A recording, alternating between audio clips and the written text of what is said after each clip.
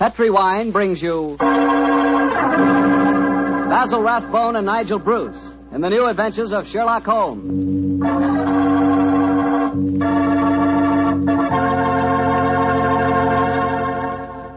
The Petri family, the family that took time to bring you good wine, invite you to listen to Dr. Watson tell about an exciting adventure he shared with his old friend, that master detective, Sherlock Holmes. And I've got something to talk about, too. Now that the poultry shortage is over and you can get chicken again, you ought to treat yourself to the best meal in the world. Fried chicken, Southern style, accompanied by a chilled glass of Petri Calif Sauterne. Me, oh my, is that something. You know, Petri Sauterne is a wonderful mealtime wine. It's a white wine, the color of pale, pale gold. And Petri Sauterne is delicate in flavor, sort of subtle and kind of intriguing. Well, just wait till you taste it. You'll really love it with that fried chicken. Oh, and I'll tell you something else. It's wonderful with fish. If you haven't tried fish or any kind of seafood, together with Petri Sauterne, well, I hate to say this, but you don't know, folks. You just don't know. So how about finding out? Just pick up a bottle of Petri Sauterne on your way home tomorrow. It's a Petri wine, so you know it's good.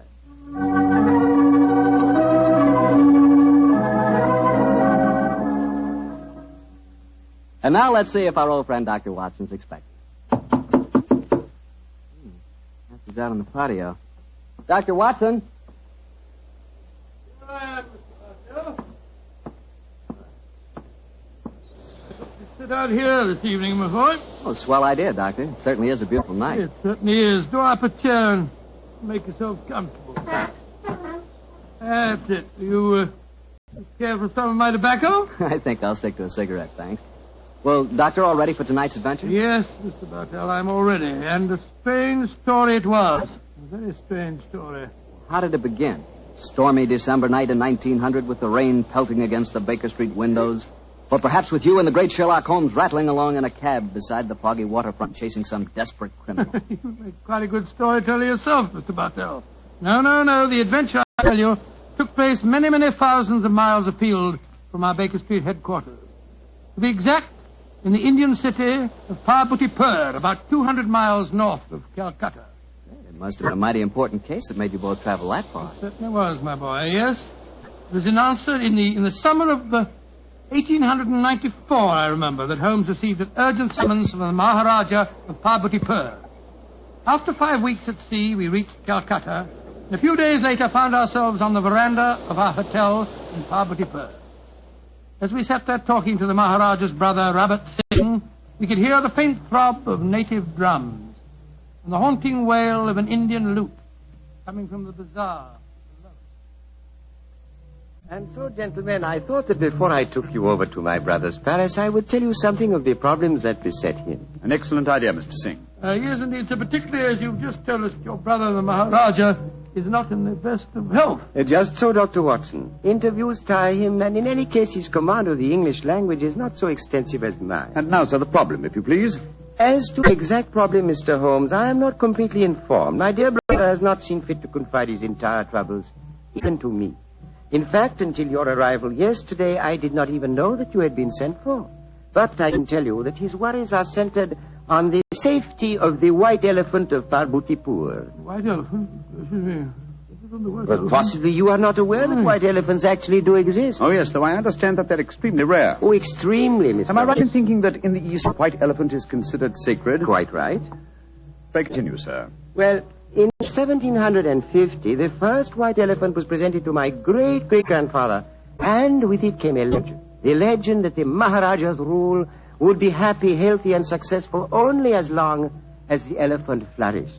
If the animal were to die, then the reign would come to an end, and the Maharaja was doomed to a sudden death. Mr. Singh, who was responsible for the origin of this legend? Oh, a good and wise man who traveled from the mountains beyond Nepal. He it was who brought the first elephant to my great-great-grandfather. And how has the legend worked out in actual practice, sir? Its prophecies have come frighteningly true, Dr. Watson. Oh? The first elephant was killed by his mahout, his own keeper, after my illustrious ancestor had dismissed the man for incompetence. A week later, my great-great-grandfather was himself killed in a native uprising. And so it has gone on, gentlemen, since then. Amazing, simply amazing. When the elephants have died, and they have always died, the Maharaja of Vaputipur has died a violent death soon after.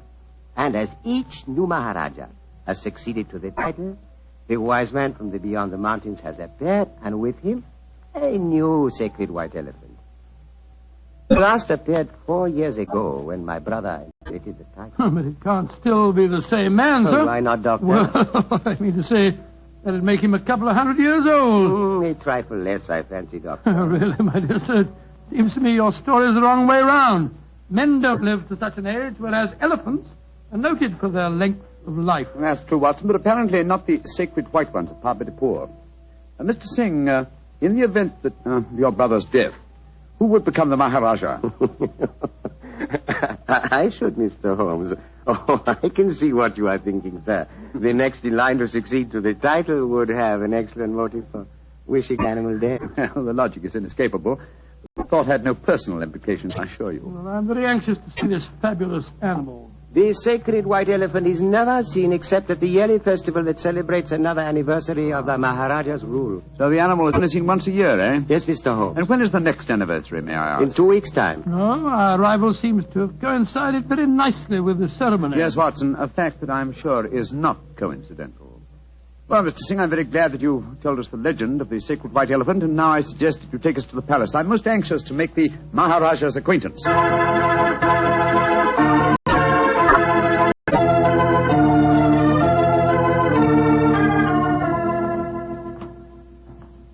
This is the council chamber, gentlemen. If you will wait here a moment, I will go and see if my brother is well enough to receive you. Very well, sir. On my soul, Holmes, I'm not easily impressed, but this palace is absolutely staggering in its magnificence. Yes, it does rather take one's breath away, doesn't it? I think it does. This floor is of the finest marble, and unless I'm much mistaken, that magnificent rug is a genuine brocade. Yes, by Jove, it is. I could swear that the staircase we mounted a moment ago had railings of solid gold. You did, old chap. It did? This is a country of paradoxes, where opulence beyond the dreams of Midas rubs shoulders with the direst poverty. And yet, looking at a palace like this, it's not hard to see why India is called the brightest jewel in the diadem of the British Empire. Good Lord, what's that? That is an elephant trumpeting. Oh, yes, of course. Because it's the sacred white one? Undoubtedly. You will recall the Maharaja's brother told us it's the only one at the palace. Cheers. It's an odd sound. Yes, a very comforting one. The animal seems to be in the best of health. Who waits in the Maharaja's council Good gracious room? me, you gave me a start. I didn't hear you come in. And my friend and I are waiting for an audience with His Highness. No one can hold audience with the Maharaja. Please to leave. Now, look here, my good fellow. Watson, I'm please. pleased to leave. Watson. What? We've traveled 12,000 miles to see the Maharaja, sir, at his request. In any case, his brother is with him now, arranging an audience. I am Mada, Maharaja's physician and chief counselor. And I tell you, you cannot hold audience today. And I tell you that I haven't the slightest intention of leaving the palace without seeing him. You defy the authority of Mada? Saila! Azur? Sahib Loke lay jao. Now, I warn you that if I have any... Oh, I'm glad you're back, Mr. Singh. This fellow told us that we couldn't see your brother. Furthermore, he seems to labor under the misapprehension that he can have us thrown bodily out of the palace. Mother, you do not understand. These are the gentlemen my brother wishes to see. From England he has sent for them. It was against my counsel they were summoned. No good will come of this. Follow me, gentlemen. My brother, the Maharaja, will see you now. But please do not stay with him too long. He is far from well.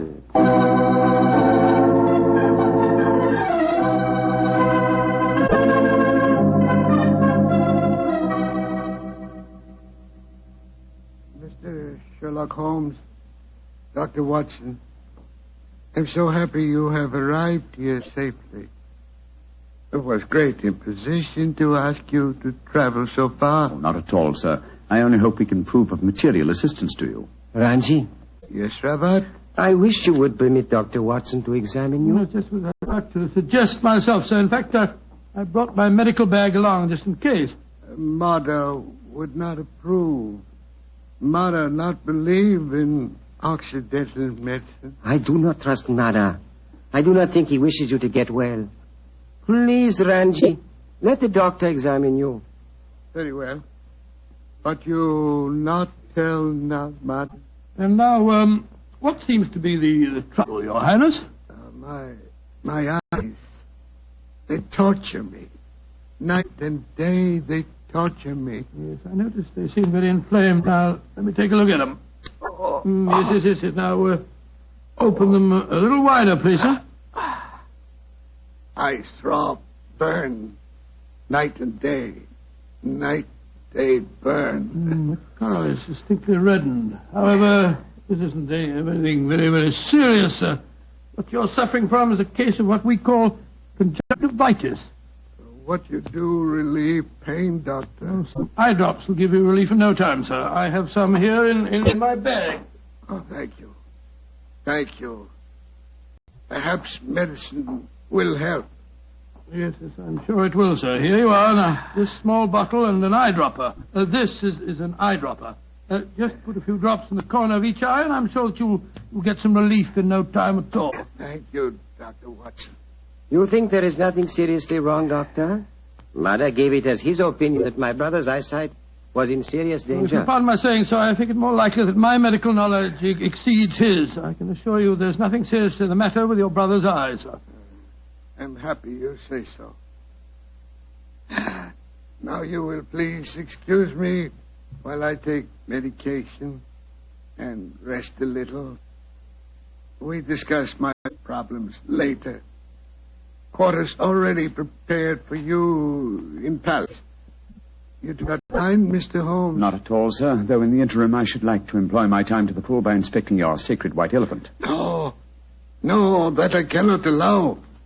I must talk to you first. I think, sir, you will do well to give me permission to see the animal. I already have my suspicions as to your reason for bringing me here, and it will be best if I'm completely informed when we have our discussion. Very well. Can do no harm. Here, take Ring. Show Ring to Sucro. He's keeper of animal. Sucro will let you into Elephant House when he see Ring. Thank you, sir.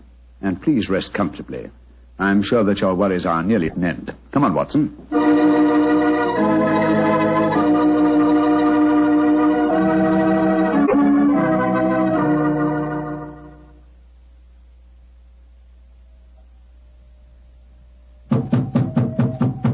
Well, they told us this was the Elephant House. Why in thunder doesn't the keeper open the door? I imagine because his mind is preoccupied with music. Knock again, old fellow, will you?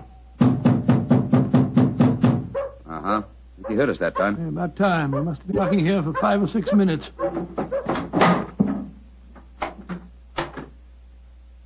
Salam, sir. Here, mother. Parahati technico asti. Tum dekni ne sekta. Ja. Maharaja side. Kumko asti mafikio. Potato, sir. Either up.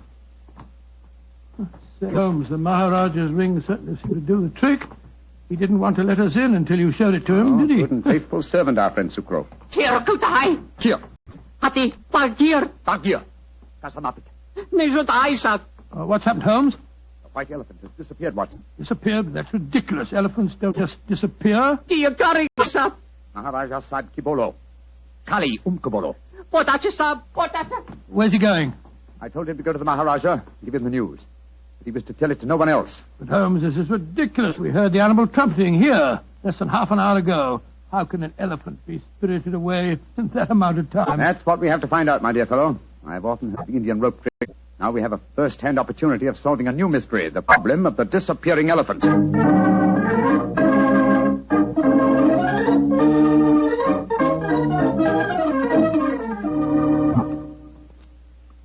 Holmes, this is farcical. We spent half an hour searching this elephant house.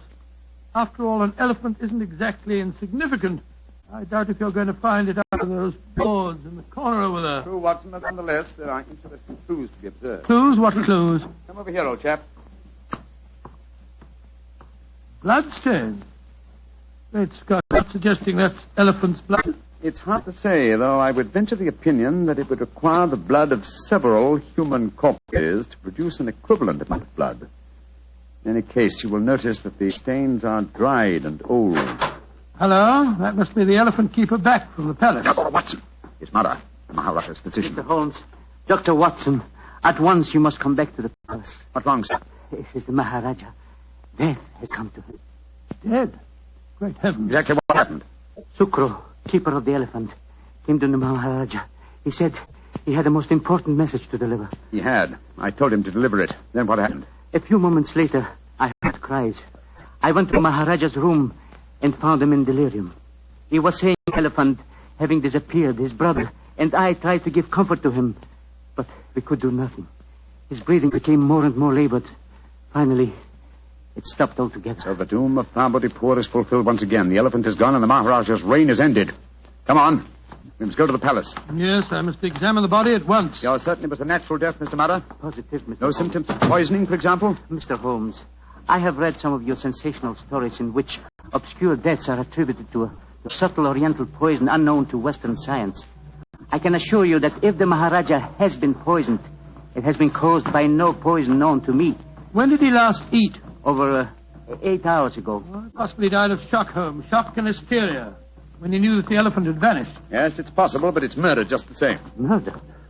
Why do you say that, Mr. Holmes? Because whoever caused the elephant to disappear did it with the deliberate intention of ending the Maharaja's reign. A diabolical plot, and one that I intend to overcome before this day is out.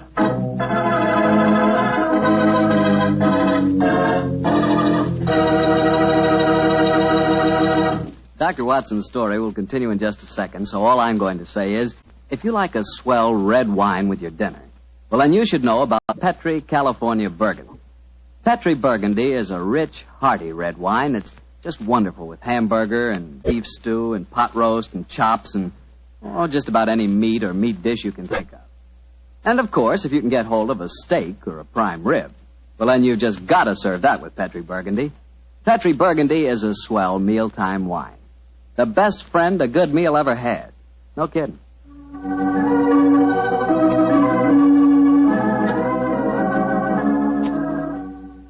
And now back to tonight's new Sherlock Holmes adventure, the case of the vanishing elephant. Tell me, Doctor, did you examine the Maharaja's body? Yes, of course I did, Mr. Bartell. Holmes was convinced that the Maharaja had been murdered, but I could find no trace of foul play.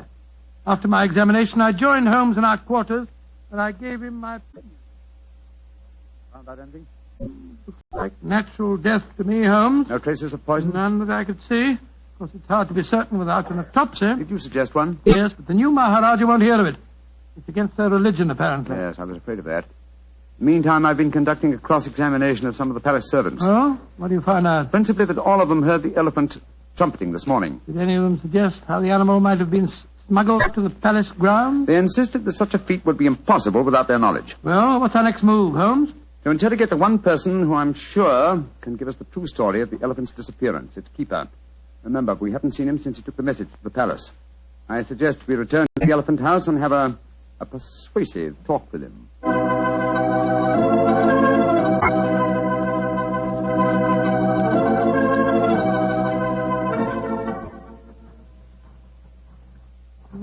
This must be the house. The only one that's near the elephant pen. Ramshackle-looking place, isn't it? Extremely. Sukro! Sukro! Don't tell me that he's vanished, too. This is beginning to get on my nerves. Oh, no. Sukro! I think under the circumstances, we'll take the liberty of entering. Sukro! Look, Holmes. Look on the floor. We're too late. Good Lord. What a horrible sight. His throat's been cut. Obviously another murder. He knew the secret of the vanishing elephant. Let's have a look around. Sukro was quite a musician. Look at this weird assortment of instruments. Native lute.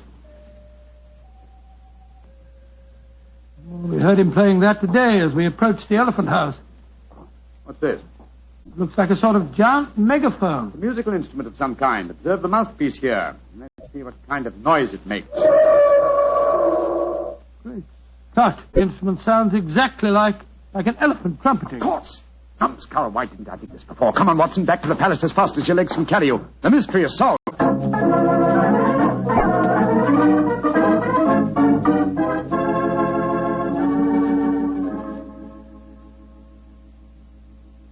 You say you have solved the problem of the missing elephant, Mr. Yes, Holmes? sir. And also the cause of your brother's death and Sucro's murder. Indeed. That is very important news. Won't you both sit down, please? Thank you, sir. Please proceed, Mr. Holmes. Thank you. First, the elephant did not vanish today. The beast must have died a natural death months ago. All that happened today was that I discovered its absence.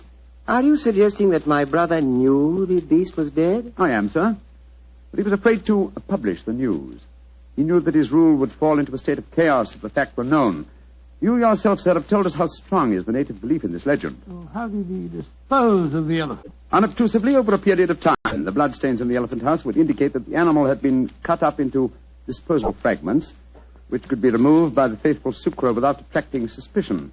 All this time, though, the elephant horn was blown at suitable intervals to indicate that the sacred animal was still alive. But if the Maharaja knew the beast was dead, why did he die of shock when he received the news? I think the answer to that question, Dr. Watson, would be that my brother died of shame when he knew that his imposture had been discovered. Little far-fetched, sir, if you don't mind my saying so. No, I'm certain the reason your brother brought me to your country was to reveal that imposture to me. He knew the day was coming soon when he must show the elephant to his people. The festival would have been held in 2 weeks' time, I think you told us, sir. I imagine that he wanted me to devise a method of smuggling a new white elephant into the palace grounds before that time. Tell me, Mr. Sherlock Holmes, why did my brother die today? Because he was murdered. Just as Sucro was murdered later. Murdered? How? Oh, very ingeniously. By poison, but not, as you might expect, by any subtle Eastern poison. No, one of the most recent of Western poisons was used. A poison unknown to Oriental science. Delirium, followed by a strangulated breathing, is highly typical of the newly discovered poison hyoscyamine. He hadn't eaten for 8 hours. True, Watson, but you see, this hyoscyamine was administered through an eyedropper. Good heavens, an eyedropper. The poison penetrates with unusual ease through the membranes of the eyes, if you will recall. Yes, you're right, by Joe, it does. Must have been that physician fellow, whatever his name is. No, my dear chap. This has been a case of confusions. Let's do a little clear thinking now, shall we? We were deceived by the apparent sequence of events. We discovered the elephant missing and thought that fact had caused the Maharaja's death. Whereas his murder was quite a separate matter. The poison must have been placed in the eye drops while we were in the elephant house. Precisely, dear chap. And when the murderer saw how the problem of the missing elephant confused us, he killed its unfortunate keeper to prevent us from learning the truth. Yes, you're strangely silent, Mr. Singh. Am I, Mr. Holmes? I am fascinated by your flow of unassailable logic. Of course, you realize that I am now the Maharaja, the king of kings, an absolute ruler with all power, including that of the police. Do you care to denounce the murderer to me? Oh, come, sir. It's time the buttons off our foils. I'm well aware that you studied medicine at the University of Edinburgh. You have the motive, the opportunity, and the knowledge to kill your brother. The murder of Sucro was probably performed by an underling. Great Scott, what a shocking You are disgrace. a clever man, Mr. Holmes. A very clever man. Clever enough to realize that an absolute ruler, a ruler with all powers, including that of the police, is not apt to denounce himself. Again, your logic is unassailable. Goodbye, gentlemen. I trust your voyage home will be a pleasant one. I warn you, sir, that I shall make a full report of my findings in this case to the British Commissioner of this state. Why should he prove more effectual than the great Sherlock Holmes? Goodbye, gentlemen, and bon voyage. Filthy murderer. Makes my blood boil to think that he can't be brought to justice. He can, and he will be. The civilized laws of the Occident cannot be enforced here, then we must fight him with his own weapons. What do you mean, Holmes? That we have a farewell talk with Mr. Mada, the dead Maharaja's physician, friend, and counselor.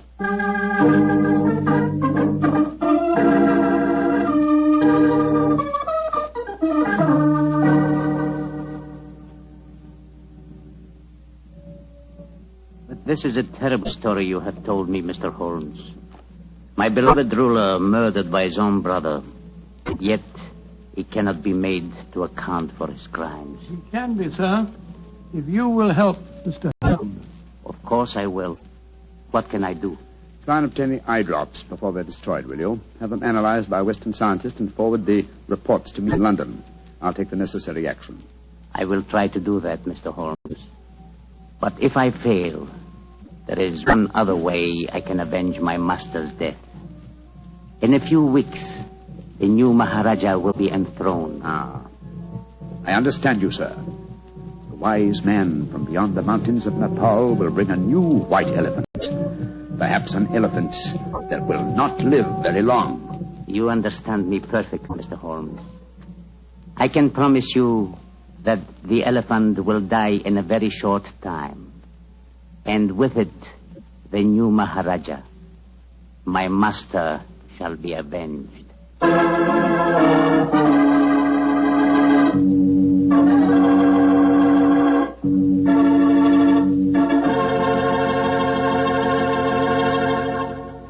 That was quite a story, Doctor. Quite a story. And tell me, what did happen to the next white elephant of Parvati-Pur? By an extraordinary coincidence, it died the day after the new Maharaja's enthronement. And that skunk was himself killed in an uprising that occurred just a few days later. You know something? I think I could be very happy as an Indian Maharaja. Really? Mm-hmm. Beautiful palace, beautiful women, beautiful jewels. And every year on my birthday, the natives would give me my weight in gold. You know, I could learn to like that. That is, if I tried. Yes, and every week you'd speak to your subjects over the radio and tell them all about Petri wine. Oh, now, wait a minute, Doctor. I don't always talk about Petri wine. That's right. You don't always talk about Petri wine. You've got to sleep sometime. All right, go on. Kid me about it. But Petri wine is worth talking about. After all, what other wine has the tradition behind it that Petri wine has? Don't forget, the Petri family has been making Petri wine for generations. Since way back before there were electric lights and telephones and things like that. They've been making Petri wine since the 1800s and handing down from father to son, every bit of valuable knowledge and experience. There's no doubt about it. The Petri family really knows how to turn luscious grapes into wonderful wine. That's why you can't go wrong with a Petri wine. Petri took time to bring you good wine. Well, Doctor, how's about giving us a clue to next week's story? Next week, Mr. Bartell, I'm going to tell you an adventure in which I'm afraid I didn't exactly cover myself with glory, shall we say. But I think you'll find the story an exciting one, my boy, because it's composed of equal parts of romance, of international intrigue, and of sudden death.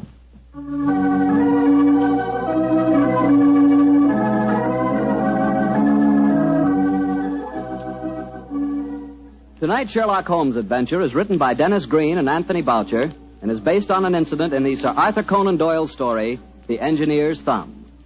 Mr. Rathbone appears through the courtesy of Metro-Goldwyn-Mayer and Mr. Bruce through the courtesy of Universal Pictures, where they are now starring in the Sherlock Holmes series. The Petri Wine Company of San Francisco, California, invites you to tune in again next week, same time, same station. This is Harry Bartell saying goodnight for the Petri family. Sherlock Holmes comes to you from our Hollywood studios. This is the Mutual Broadcasting System.